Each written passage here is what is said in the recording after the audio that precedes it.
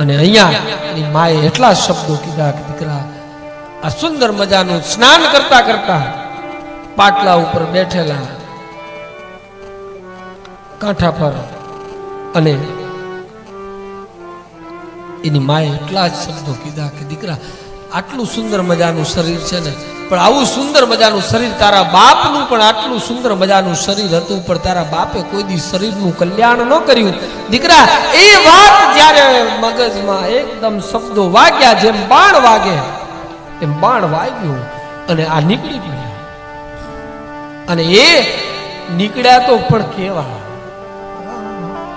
મારે અત્યારે ભાગવતજીનો એકાદ પ્રસંગ હું લઈ લઉં, પણ મને સ્મૃતિમાં આવ્યું છે થોડું સ્પર્શ કરીને, કારણ કે છોડી નહીં શકાય. ટીંગાડવા કરતા થોડો પ્રસંગ વાપરો.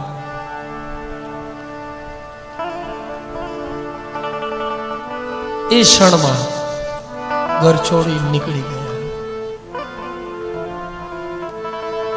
અને ખુદ સાક્ષાત પરમ તત્વની અનુભૂતિ સુધી પહોંચવાનું જેને કાર્ય, આટલું બધું છોડવું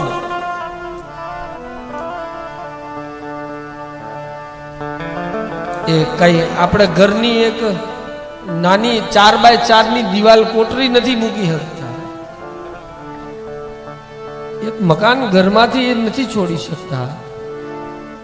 તો આને તો આટલું બધું મારવાડનો ધણી હતો બાપ, બધું છોડીને નીકળ્યા અને બધું છોડ્યું એ પણ હાર્ટથી છોડ્યું. હાથથી નહીં, હાર્ટથી છૂટ્યું. હાર્ટ એટલે હૃદય, અને હૃદયથી છૂટે ને એનું જ નામ વૈરાગ્ય છે.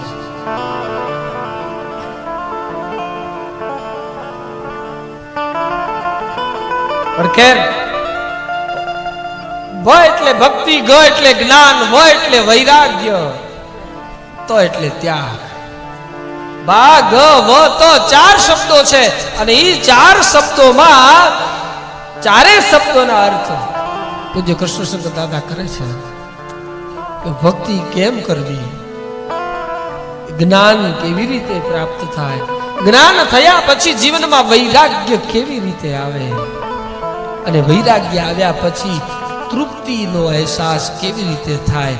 તો આ બધાનો સમૂહ જ્યાં ભેગો થયો છે એ ભગવાન વાંગમય સ્વરૂપ ભાગવતજીની અંદર, અને એ બધાનો જ્યાં સમૂહ ભેગો થાય એનું નામ છે ભાગવત.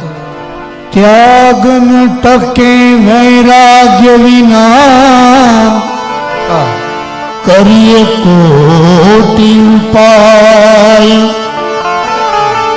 ત્યાગ ન ટકે વૈરાગ્ય વિના, ભલે કરીએ કોટી ઉપાય.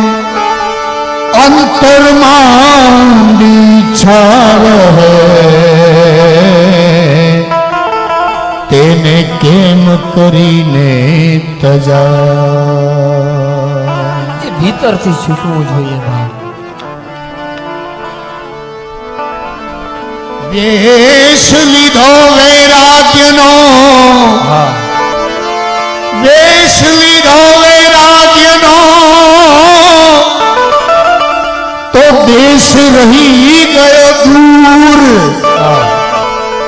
ઉપર વેશ ઓછો બન્યો, માહી મોહ ભરપૂર.